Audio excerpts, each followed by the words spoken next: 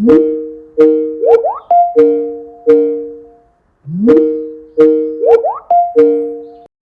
my name's Kevin. I'm a senior data consultant at Linchpin Analytics. And in this video, I'm going to talk a little bit about how you can get clean URLs with GA4 data. I'll just quickly share my screen. So this is universal analytics. And one thing that we used to be able to do in here, if we go into admin, we had this option under the view to apply filters to the data. And sometimes the filters we wanted to apply were to clean the URL, so to standardize the URL, i.e. we might remove parameters, make the URL lowercase, standardize the trailing slash at the end by either removing it or appending it, but making it standard.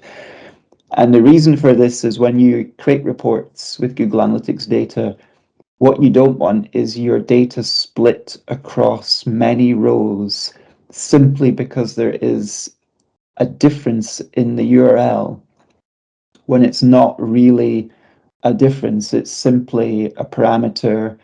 One is a different case, or one has a trailing slash appended to the end of the URL, but essentially it's the same URL. And in reports, we often want to aggregate that data together to group it so we can see the actual metrics for that page. So common problem with GA data, it was easy to fix it with universal analytics by applying filters to clean up the URLs. Unfortunately, you can't do that in GA4. You can't apply that kind of filter to clean the URL, but there is a way that you can get around it, and I'm going to show you. So over here in Looker Studio, we can get around it here. So if I simply add some tabular data here, I'm going to place that there. Let's make that bigger. And I'm going to change this to page path and query string.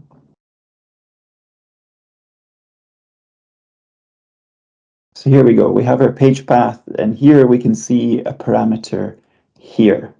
So this is the kind of thing that's a nuisance in reporting, and we've got one here, we've got one here, but essentially these are the same page, and we may want to group them together. So one way we can do that is over here under dimensions, we can click on add dimension, and we can add a field, and we'll call this one page path, and we'll call it clean.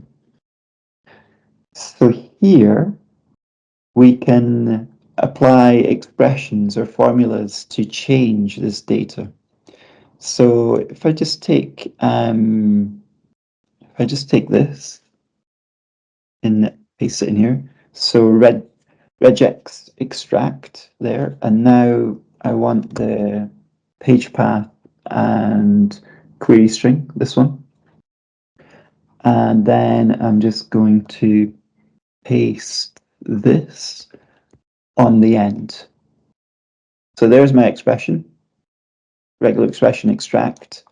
Want to apply it to the page path query string, and this is basically saying keep everything before the question mark and remove anything after the question mark. So if I apply this now, and if I make this wider, now we can see that this one is checkout. The parameter that was there is gone, and this one is checkout too.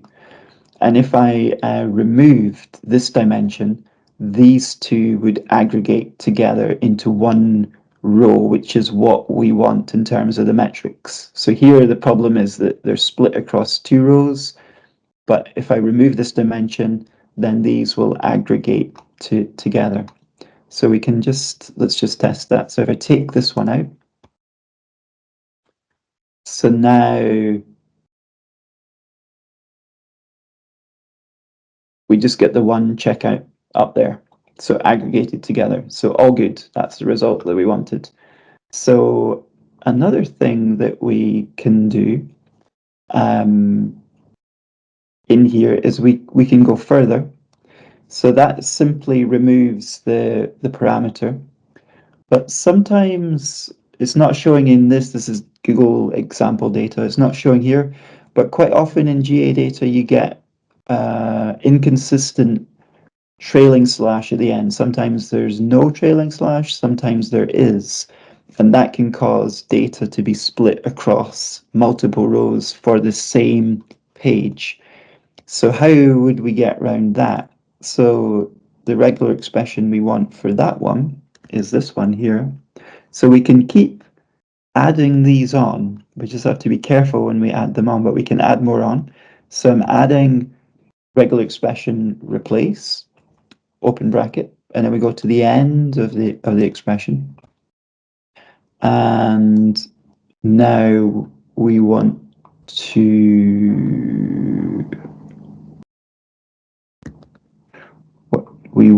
take this, and if I then paste this onto the end, so this is saying where the trailing slash is the last character, replace it with an empty string, nothing. So simply, if you find a trailing slash at the end of the string, the page path, replace it with an empty string.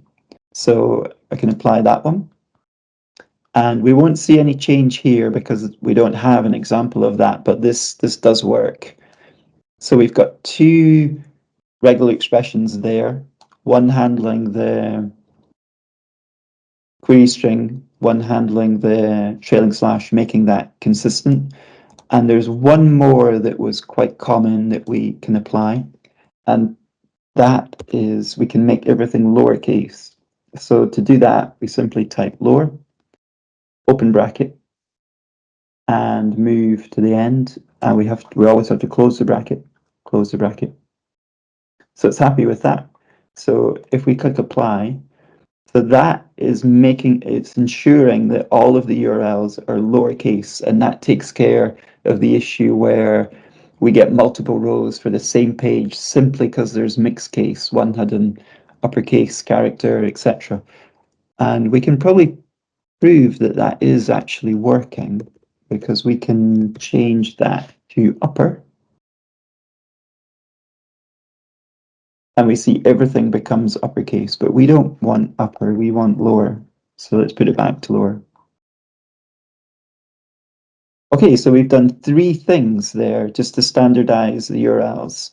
So the first one, remove query strings, anything after and including a question mark, which was this one here. And then we removed the trailing slash, replaced it with an empty string, just replaced it with nothing. And then the last one is we made everything lowercase.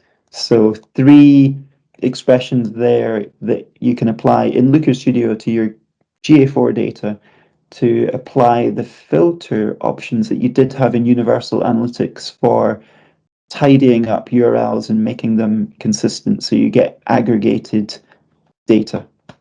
Okay, hopefully that was useful. See you in another video.